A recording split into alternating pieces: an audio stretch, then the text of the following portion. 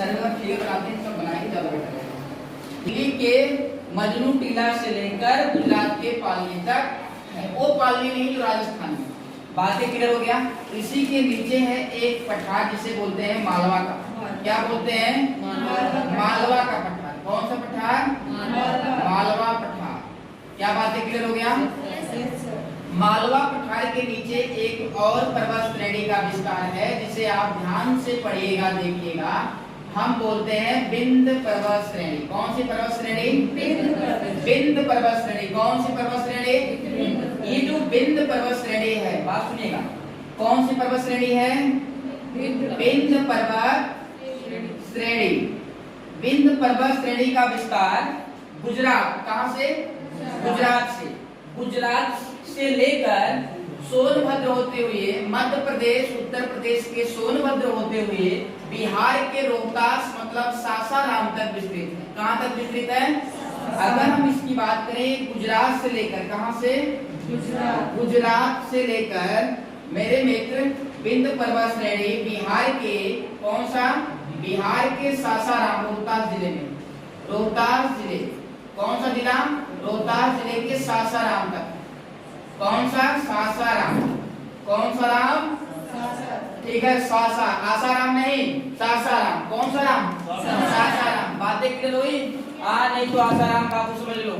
ठीक है, सासाराम वो तो जेल में। ये जो सुन लो पहले, ये जो विंध्य पर्वत श्रेणी है बिहार के रोहतास में जब ये देखी जाती है तो इसे बोलते हैं कैमूर पर्वत श्रेणी। क्या बोलते हैं? कैमूर। क्या बोलते हैं? कैमूर पर्वत श्रेणी। श्रेणी मीन्स होता है चैन। जब किसी भी चीज अधिक मात्रा में विस्तृत होती है तो उसी के नाम से बोल दिया जाता है चैन। जैसे महिलाएं बहुत मात्रा में कतार में खड़ी हैं तो बोला जाएगा महिला लाइन। कौन लाइन? महिला लाइन। पुरुष खड़ा है तो क्या बोलेंगे? पुरुष लाइन। बात समझ में आया? ये लड़कियों की लाइन, जब लड़कियों की चैन है ना, बोलते हैं जिसकी अधिकता उसका चैन, जिसकी अधिकता उसका चैन। जब पर्वत श्रेणी काफी लंबी दूर में चट्टानें फैली हैं तो उसे बोलेंगे पर्वत श्रेणी। पर्सनल नाम दे दिया जाता है। ये कौन सी पर्वत श्रेणी है पहचान के लिए तो बोलेंगे विंध्य पर्वत श्रेणी। कौन सी पर्वत श्रेणी? विंध्य पर्वत श्रेणी। विंध्य पर्वत श्रेणी और अरावली पर्वत श्रेणी के मध्य कौन सा पठार है? कौन सा पठार है? अरावली। अरावली और विंध्य पर्वत श्रेणी के बीच कौन सा पठार है? कौन सा पठार है?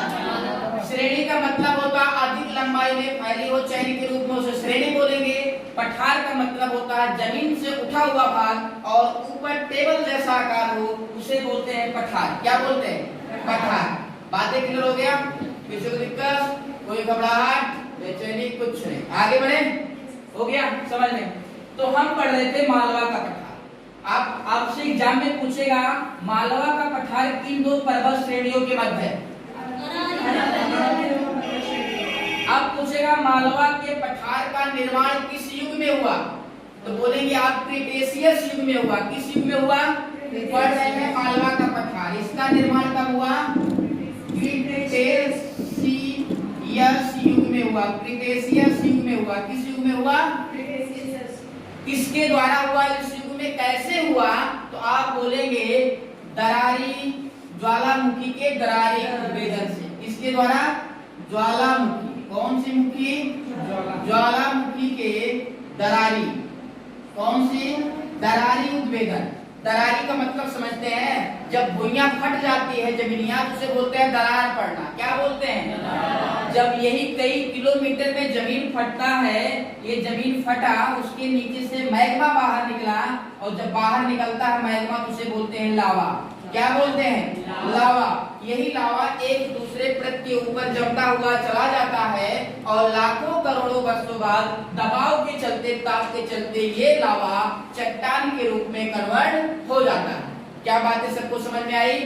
अगर ज्वालामुखी, कोई भी ज्वालामुखी का इरप्शन होगा, कोई भी निकलेगी ज्वालामुखी अगर इस आकार में, पाइप की जैसे आकार में निकलेगी बाहर, लावा बाहर निकलेगा तो इससे जिसका निर्माण होगा उसका निर्माण होगा पर्वत। किसका निर्माण होगा?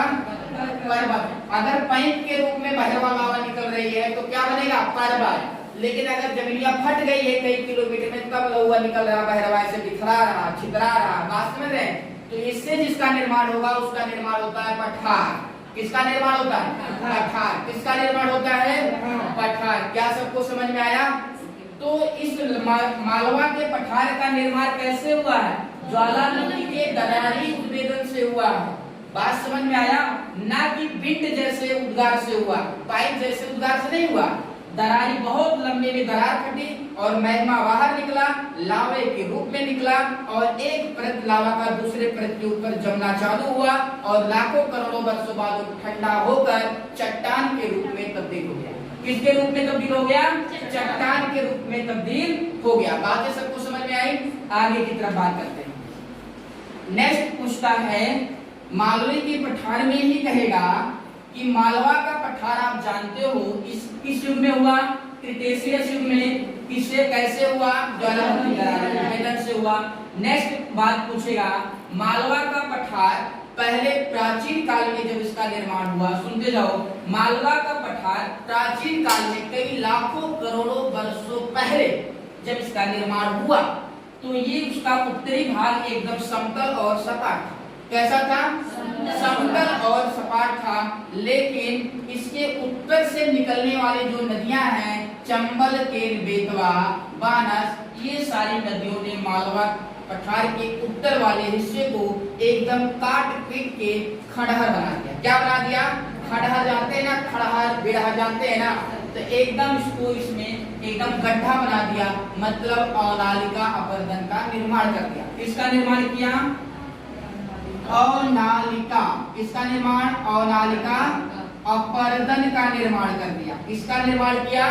अवनालिका अपर्दन। जानते हैं जब किसी, जैसे ये पठार है, ये पठार है, इससे नदियां, जब ऊंचा सा पठार है, जब बारिश होगा, बारिश का पानी ऊपर से चोटियों से ढनक ढाक के आएगा तो अपने साथ जिधर ढाल पाएगा उधर आएगा। जब आएगा तो मिट्टी कटा काट के लेके आएगा कि नहीं? पानी ऊपर जब बार बार मिट्टी काट काट से लाएगा तो एक रघेरी बन जाती है पानी आने की। जब जो रघेरी बनती है, कई लाखों करोड़ों वर्षों बाद रघेरी गहरी होती चली जाती है और जब गहरी होती चली जाएगी तो उसी को बोलते हैं अवनालिका अपर्दन। क्या हो गया?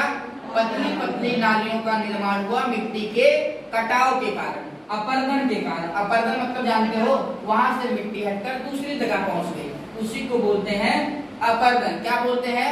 अपर्दन। अवनालिका समझ गए? पतली पतली, उस मालवे के पठार पर पतली पतली नालियां बन गई बहुत सारी, उसी को बोलते हैं अवनालिका अपर्दन। नेक्स्ट बात करें, इसी में चंबल नदी बहती है और ये इतनी गहरी गहरी घाटियों का निर्माण की है चंबल नदी। इसमें अगर 7 मुल्कों की पुलिस डाकुओं को ढूंढते रह जाए तो नहीं पाएगी। बात समझ रहे हैं आप? कितने मुल्क के? 7 मुल्कों की अगर पुलिस ढूंढती हो तब भी इसमें नहीं पाएगी, क्योंकि चंबल नदी इसी में से बहती है और बह के काट कूट के इतना गहरी गहरी घाटियां बना दी है, एकदम गहरा हो गया है और इसमें कोई भी अगर खो जा, लुक जा, छिप जाता है तो उसे ढूंढना मुश्किल ही नहीं, नामुमकिन भी। क्या है? नामुमकिन भी है। बातें सबको समझ में आई? आगे की तरफ चले, नेक्स्ट बात करते हैं। नेक्स्ट हम लोग बात कर लेते हैं, इसके बारे में हो गया था मालवा के पठार के बारे में। नेक्स्ट टॉपिक की बात करते हैं। नेक्स्ट है विंध्य पर्वत श्रेणी। कौन सा है? हेडिंग बनाइए, विंध्य पर्वत श्रेणी। कौन सी पर्वत श्रेणी? विंध्य पर्वत श्रेणी। कौन सी पर्वत श्रेणी? विंध्य पर्वत श्रेणी।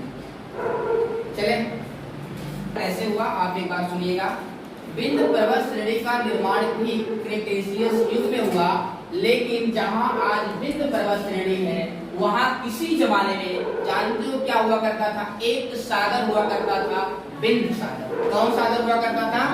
विंध्य सागर। जहां आज विंध्य पर्वत श्रेणी है, यहाँ किसी जमाने में, किसी अतीत का समय नहीं है, किसी समय प्राचीन काल में यहाँ एक सागर हुआ करता था, विंध्य सागर। और विंध्य सागर में नदियों ने लाके मिट्टी को पाट दिया और पाटने के बाद ये जो इंडियन प्लेट है, जब यूरेशिया प्लेट से, देखिएगा एक इंडियन यूरेशिया प्लेट है, क्या है? यूरेशिया प्लेट है मेरे मित्र। और ये क्या है? इंडिया है।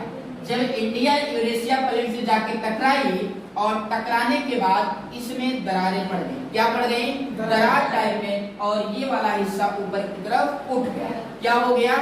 उठ गया। बातें समझ में आया? जैसे कोई भी डिजायर, एक छोटी डिजायर हो और किसी ट्रक से जाके आगे टकरा जाए तो पीछे वाला हिस्सा क्या होता है? उठ जाता है। क्या होता है? जब उठेगा पीछे वाला डिजायर का हिस्सा तो डिजायर का जो डिग्गिया है टूट टाट के इधर हो जाएगी। बात समझ रहे ना? डिग्गी ऑटोमेटिक उछल के बहरवा पड़ जाएगी। आप समझ में आई बातें? ऐसे इंडिया जो है, इंडिया क्या है?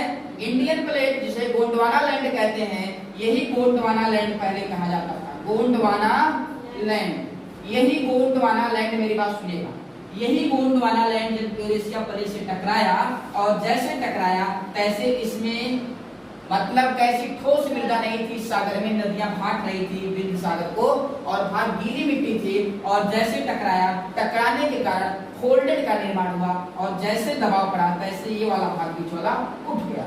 क्या हो गया? बीच वाला भाग उठ गया, और उठने के बाद इसका निर्माण हुआ। किसका? बिंद पर्वत श्रेणी का निर्माण। किसका निर्माण हुआ? लिखा दे, बिंद पर्वत श्रेणी। सुनो, बिंद पर्वत श्रेणी का विस्तार गुजरात से लेकर बिहार के रोहतास के सासाराम तक है। बातें क्लियर हो गया? चले तो नेक्स्ट पॉइंट सुन लीजिएगा। सासाराम में बिंद पर्वत श्रेणी को कैमूर पर्वत श्रेणी कहते हैं। ये महत्वपूर्ण क्वेश्चन था। चलिए एक पॉइंट के बारे में आप लिखते रहिए, लिखिएगा।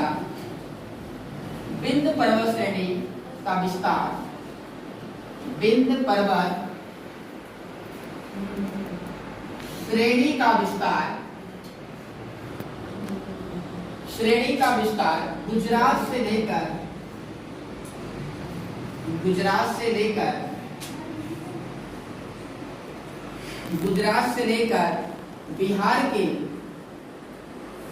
बिहार के रोहतास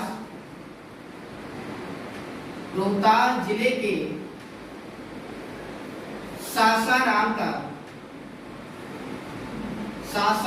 तक विस्तृत है। क्या है? विस्तृत है। नेक्स्ट,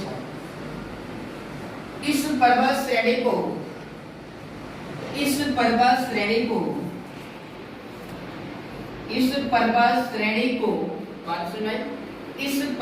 श्रेणी को बिहार में कैमूर पर्वत श्रेणी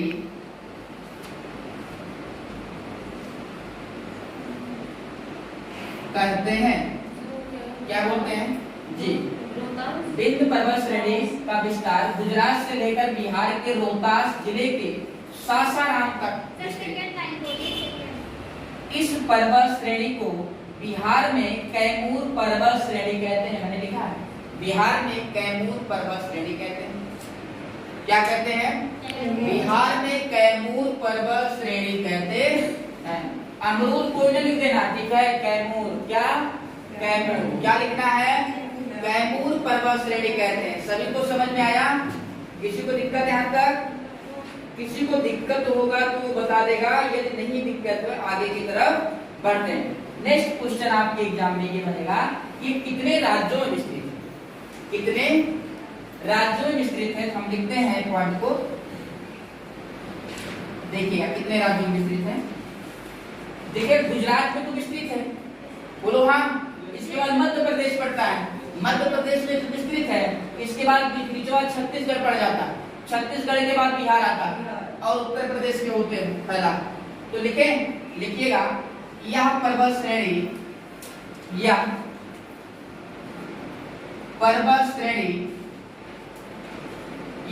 श्रेणी गुजरात, एमपी जानते हैं ना, मध्य प्रदेश, एमपी, उत्तर प्रदेश जानते हैं, उत्तर प्रदेश, छत्तीसगढ़, अभी बता रहे हैं नहीं जानते, बिहार तक विस्तृत है। कितने राज्यों में है आप देख सकते हैं विजुअल तरीके से व्हाइट बोर्ड पर आपको दिखाई दे रहा होगा। 1 2 3 4 5 कितने राज्यों में? 5। आप जाते हो उत्तर प्रदेश में विंध्याचल है, आजमगढ़ नागिए मिर्जापुर के पास क्या है, विंध्याचल। देखिएगा आप इधर जाइएगा, जाते हैं विंध्याचल ना, उत्तर प्रदेश में भी फैलेगा विंध्याचल। विंध्य पर्वत श्रेणी को जब विंध्याचल में विंध्याचल पर्वत श्रेणी कहते हैं, क्या बोलते हैं, विंध्याचल पर्वत श्रेणी कहते हैं। क्या बात है, सबको समझ में आई? आगे की तरफ बढ़ें, यहाँ तक किसी ने पूछो चले। नेक्स्ट, लेकिन एमपी के रीवा जिला, एक रीवा जिला है वहां पे, रीवा में, एमपी के रीवा में विंध्य पर्वत श्रेणी, यहीं पे एमपी है और एमपी का एक है रीवा। रीवा में जब ये दिखाई देती है विंध्य पर्वत श्रेणी, तो रीवा के लोग कहते हैं रीवा पठार। क्या है, रीवा पठार बोलते हैं। ये भी लिखो, चलिए लिखते हैं, लिखिएगा। एमपी के रीवा में, एमपी के रीवा में इस पर्वत श्रेणी को, इस पर्वत श्रेणी को रीवा पठार कहते हैं। रीवा पठार, रीवा पठार क्या बोलते हैं, रीवा पठार कहते हैं, कहते। और इसी पर्वत श्रेणी को, और इसी पर्वत श्रेणी को गुजरात में, गुजरात में राजपीपला पर्वत श्रेणी के नाम से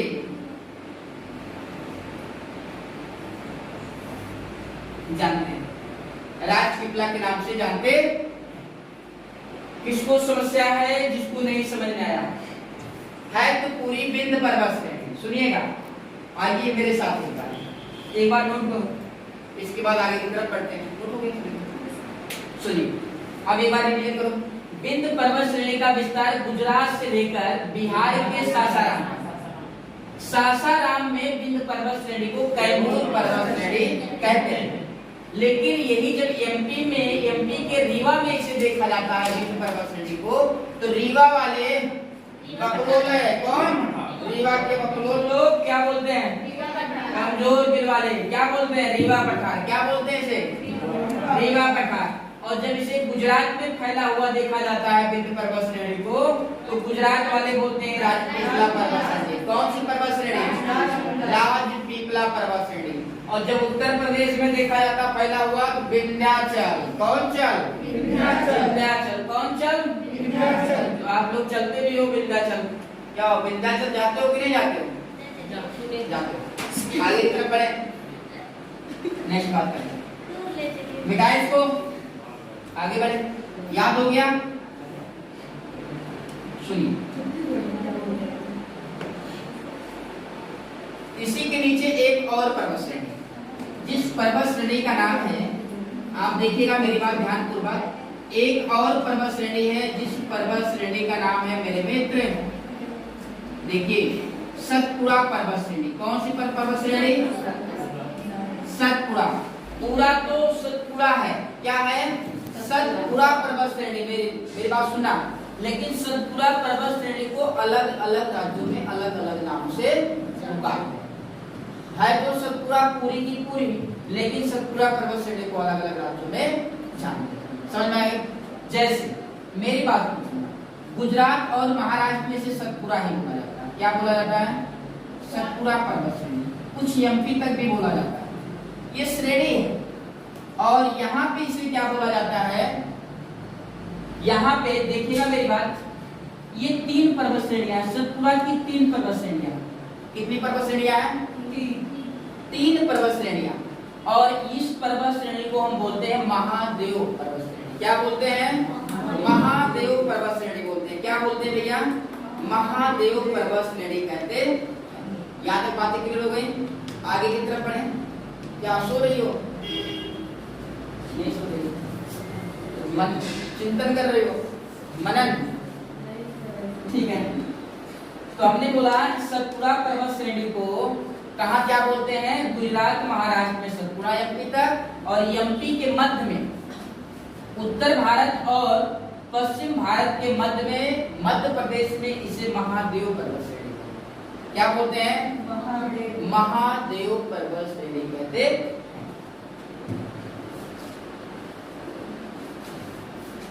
महादेव पर्वत श्रेणी। महादेव पर्वत श्रेणी पर एक चोटी है जिसका नाम है धूपगढ़ चोटी। क्या नाम है? धूपगढ़। कौन सी गढ़? धूपगढ़ चोटी। कौन सी चोटी? धूपगढ़ चोटी। एग्जाम में पूछता है धूपगढ़ चोटी किस पर्वत श्रेणी पर? महादेव। अगर डीपली पूछेगा तो आप बोलना महादेव पर्वत श्रेणी, महादेव नहीं होगा तो आप बोलना सतपुड़ा पर्वत श्रेणी। क्या बोलेंगे? सतपुड़ा पर्वत श्रेणी। समझ में आ रहा? पीछे समझ में आ रहा? आना भी चाहिए, ठीक है, क्योंकि जिंदगी यही बनाएगा और जिंदगी कोई नहीं बना सकता। जिंदगी अगर कोई बनाएगा, मुकद्दर आपका बदलेगा, कौन बदलेगा? किताबें। किताबें बुक्स आपके मुकद्दर को बदल देंगी। बात समझ में? चले आगे की तरफ बढ़ें। तो लिखते हैं एक बार हम लोग, जितना पॉइंट समझे उतने पॉइंट को लिखते हैं। चलिए सतपुड़ा पर्वत। सतपुड़ा पर्वत, ये सतपुड़ा कहीं लिखा होता है, कहीं कहीं सतपुड़ा पर्वत श्रेणी। देखिए पहला पॉइंट, इस पर्वत श्रेणी का विस्तार, इस पर्वत श्रेणी का विस्तार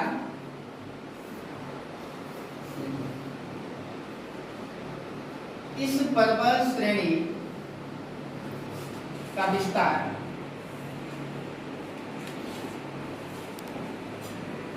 गुजरात, महाराष्ट्र, गुजरात, महाराष्ट्र, एमपी राज्यों में विस्तृत है। विस्तृत, एमपी राज्यों में विस्तृत है। किसी को दिक्कत है? नेक्स्ट पॉइंट लिखिएगा, मध्य प्रदेश के, मध्य प्रदेश में, ऐसे लिखो, मध्य प्रदेश में इसे महादेव पर्वत,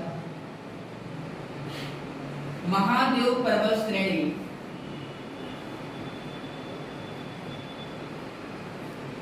कहते हैं। मध्य प्रदेश में इसे क्या बोलते हैं? महादेव पर्वत श्रेणी कहते। क्या बातें क्लियर हो गई? क्या बोलते हैं? महादेव पर्वत श्रेणी कहते। चलिए नेक्स्ट पॉइंट लिखिएगा, मध्य प्रदेश के, उसी में मध्य प्रदेश के उत्तरी क्षेत्र में, उत्तरी क्षेत्र में, मध्य प्रदेश के उत्तरी, ईस्ट वाले क्षेत्र, मध्य प्रदेश के उत्तरी क्षेत्र में सतपुड़ा पर्वत श्रेणी को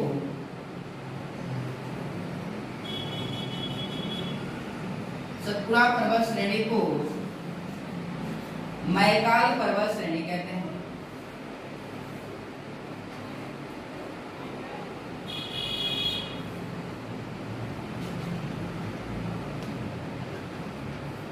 तथा गुजरात, महाराष्ट्र, पश्चिमी एमपी, पश्चिमी एमपी में इसे सतपुड़ा पर्वत श्रेणी कहते हैं। सतपुड़ा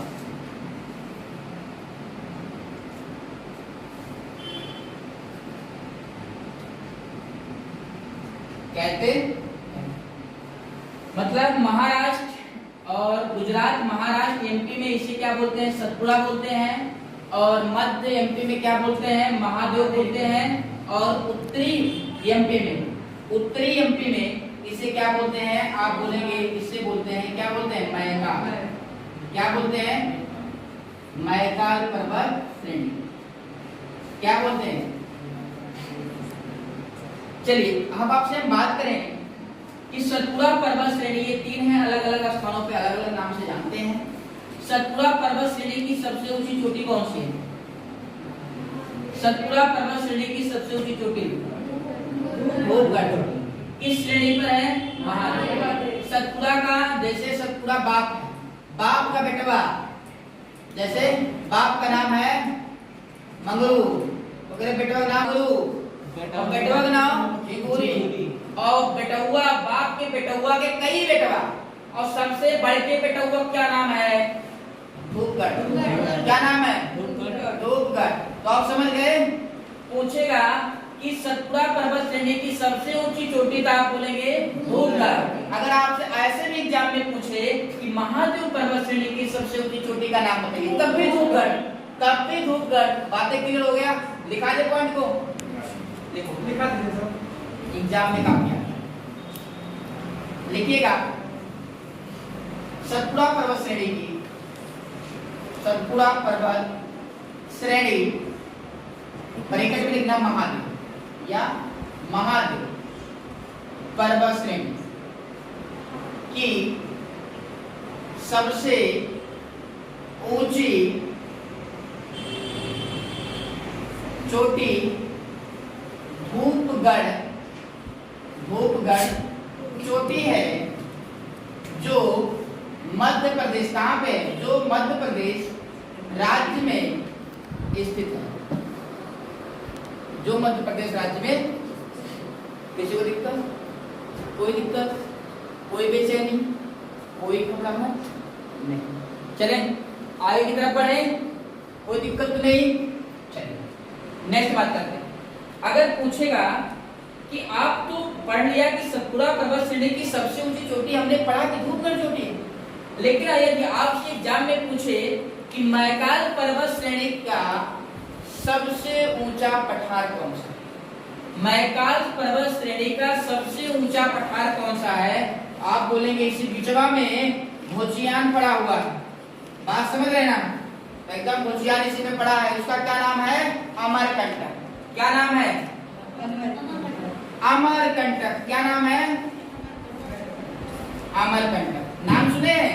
अमरकंटक पठार, पहाड़ी या पठार। चले आगे की तरफ बढ़े। आपसे पूछेगा कि मैकाल पर्वत श्रेणी का सबसे ऊंचा पठार कौन सा है? अमरकंटक। और ये मैकाल पर्वत श्रेणियां और कैमूर पर्वत श्रेणियां आपस में चिपकी हुई दिख रही नहीं, चपक गई है कि नहीं? और ये अमरकंटक दोनों के सिरे पे फैला है, ऐसे चरिया दोनों पे फैली है, बिखराई है। बात समझ रहे हैं? बिखरी है। तो आप अगर पूछेगा मैकाल पर्वत श्रेणी की सबसे ऊंची चोटी, तो आप बोलिएगा अमरकंटक पठार है। कौन सा? अमरकंटक पठार है। अगर पूछेगा ये तो बुद्धि एकदम मतलब गड़बड़े होगी। एग्जाम में अगर पूछेगा कैमूर पर्वत श्रेणी की सबसे ऊंची चोटी का नाम बता दीजिए, पठार का नाम बता दीजिए, तब भी आप क्या बोलेंगे? अमरकंटक, क्योंकि दोनों में ये चिपका है। अगर पूछेगा विंध्य पर्वत श्रेणी की सबसे ऊंची चोटी, तो आप बोलेगा या पठार, तो आप बोलेंगे अमरकंटक। क्या बोलेंगे? अमरकंटक। विंध्य पर्वत श्रेणी का सबसे ऊंचा पठार अमरकंटक, क्योंकि अगवा ये कैमूर पर्वत श्रेणी विंध्य पर्वत श्रेणी का ही हिस्सा है। बात समझ में आया? क्योंकि ये दोनों पे फैला है। कहाँ पे फैला है? दोनों पे फैला है। इहो हम हमारी, इहो हम हमार। बात समझ में आया? हम अमरकंटक हैं, ये इधरिया एक काम है, इधरिया एक काम है। एक हाथ इस पे रखें, एक हाथ इस पे, तो दोनों के कौन मालिक? हम। दोनों आम के कौन मालिक? हम ना। तो दोनों पर्वत श्रेणियां का कौन मालिक? अमरकंटक। बड़ा बड़कवा कौन? अमरकंटक। अगुआ पता है ना? बात समझ में आया? अगुआ का पता नहीं, तो बड़ा बड़कवा हम ही, तो ये दोनों आम पे अधिकार हमारा। बात समझ में आया? चले आगे की तरफ बढ़े, लिखाएं तो लिखो कैमूर मैकाल पर्वत श्रेणी की, मैकाल पर्वत श्रेणी का सबसे ऊंचा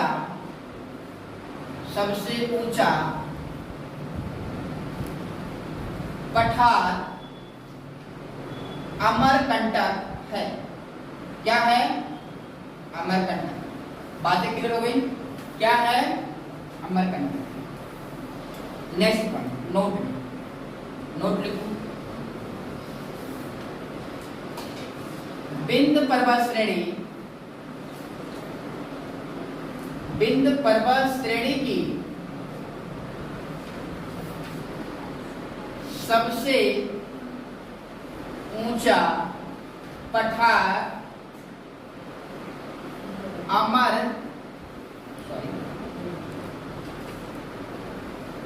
अमरकंटक पठार ही है, सबसे ऊंचा पठार अमरकंटक पठार है, क्योंकि आपस में ये दोनों चिपक गए हैं, इनकी जड़ें फैली हैं। बातें क्लियर हो गया। आगे जाके कैमूर पर्वत श्रेणी पर किसी को दिक्कत आता नहीं, सुनिएगा मेरी बात। इसी अमरकंटकवा से एक नदी बहती है, सुन लो सब लोग लिख लियो, देखो बाबा रहे हैं। एक नदी बह रही है जिसका नाम है नर्मदा नदी। कौन सी नदी है? नर्मदा नदी।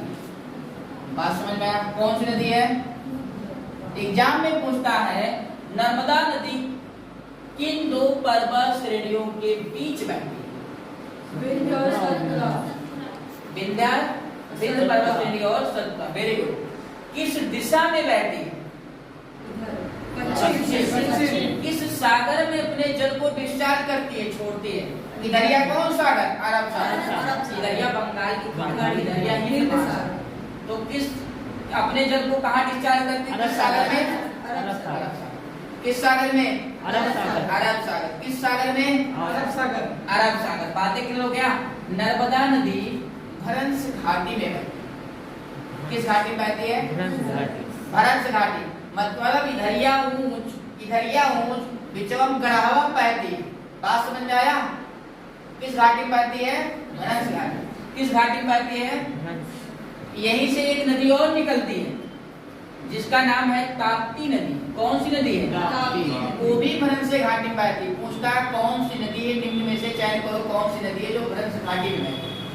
तो आप बोलेंगे नर्मदा और ताप्ती। नर्मदा और ताप्ती। एक नदियां उत्तर की तरफ बहती है, अमरकंटकवा से निकलती, उसका नाम है सोन नदी। कौन सी नदी है? सोन नदी में सोना पाया जाता है। क्या पाया जाता है? सोना। सोना। आप लोग बोलिए और ये लेके मत जाइएगा ट्रैक्टर। बात समझ में आया? नहीं, ट्रैक्टर लेके क्यों चला जाओ, लाद के लेके चले आओ, ठीक है? इतना सोना नहीं पाया जाता, बहुत मायनूट। बात समझ रहे ना? कई ट्रक बालू खोद के लाएंगे तो कहीं मिलेगा चोरी में सोना। बात समझ में आया? एकदम दिखाएगा, चमकता हुआ। बात समझ में आ रहा? आप लोग सोना को सोना पहचान भी नहीं पाएंगे, क्योंकि ये असली रूप में नहीं रहता, ऐश के फॉर्म में रहता। किस फॉर्म में रहता? ऐश के फॉर्म में रहता। बातें क्लियर हो गया? आपके समन्वय अगर फेंक दिया जाएगा तो आप नहीं पहचान पाएंगे। आपको लोहा अगर आपके सामने दे दिया जाए जमीन से निकाल के तो आप पहचान नहीं पाएंगे, क्योंकि ये ऐश रहता। बात समझ रहे? प्योर नहीं रहता। चले आगे की तरफ लिखें। देखिए नेक्स्ट पॉइंट, पहले सुन लो एक बात। नर्मदा नदी किस पठार से निकलती है? नर्मदा नदी किस पठार से निकलती है? अमरकंटक पठार से। किस पर्वत श्रेणिया से निकलती है? मैदान पर्वत। बोल दो। किस राज्यवा से निकलती? एमपी राज्य से निकलती है। किस राज्य से निकलती? एमपी राज्य। किन दो पर्वत श्रेणिया के बीच से बहती है? ये किस भ्रंश घाटी में बहती है? सतपुड़ा और बिंदु पर्वत श्रेणी की भ्रंश घाटी में बहती है।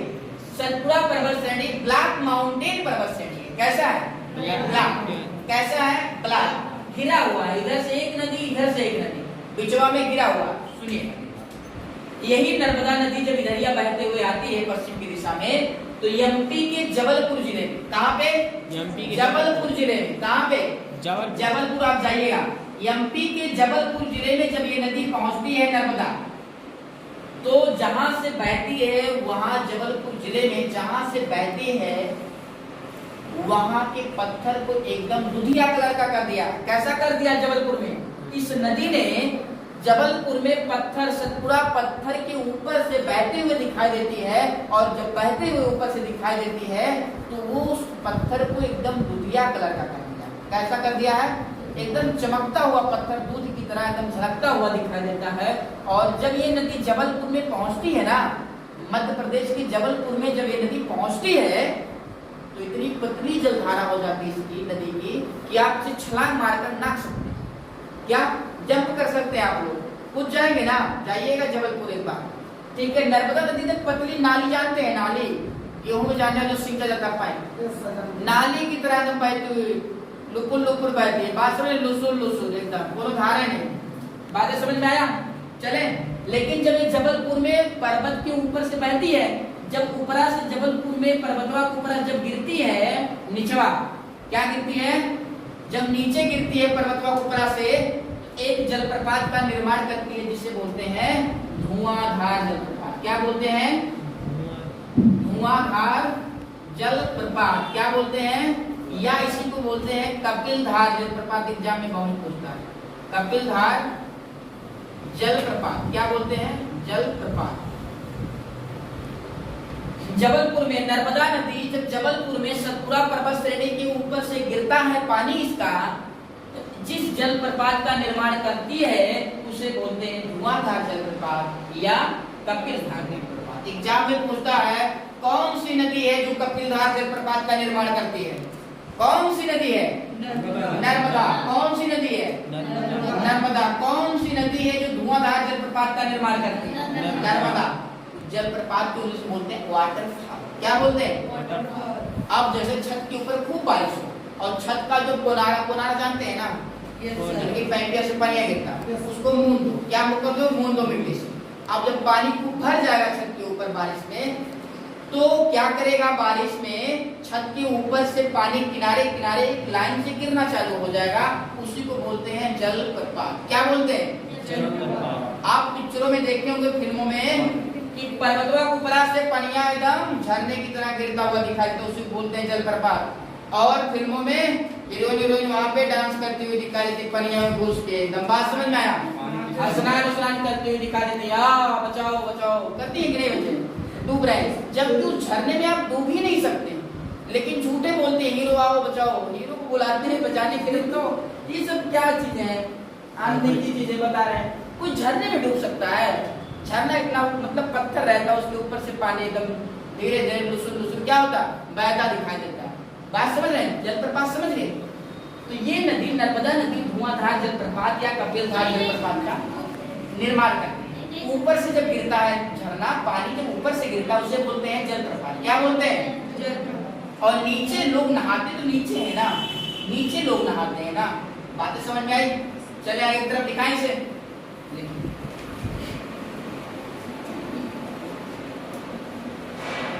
लिखिएगा एक पॉइंट पर, सतपुड़ा पर्वत श्रेणी को, सतपुड़ा पर्वत श्रेणी को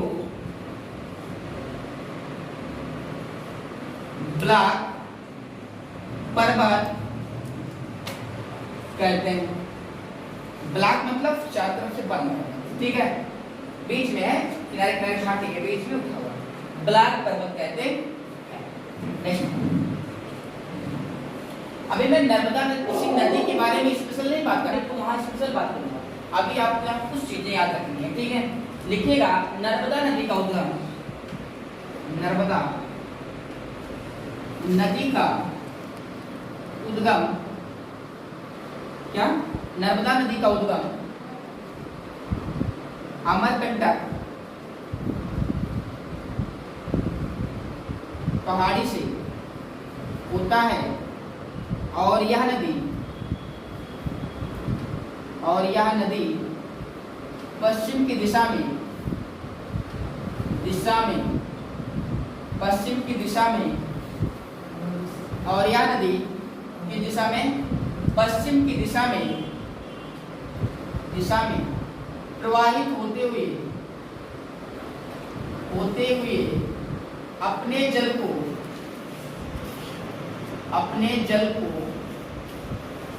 जबलपुर के रास्ते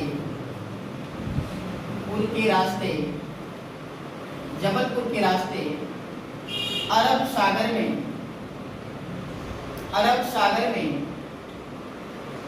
गिरा देती है, डिस्चार्ज कर देती है, गिरा देती, क्या करती है? गिरा देती है। बातें समझ में आया? यह नदी अरब सागर में यह नदी अरब सागर में एस्चुरी का निर्माण करती है। इसका निर्माण करती है, एस्चुरी का निर्माण करती है। बता दें इसका निर्माण करती है, एस्चुरी का निर्माण करती है। इसका निर्माण करती है। हो गया? एस्चुरी समझे क्या है? नहीं समझे।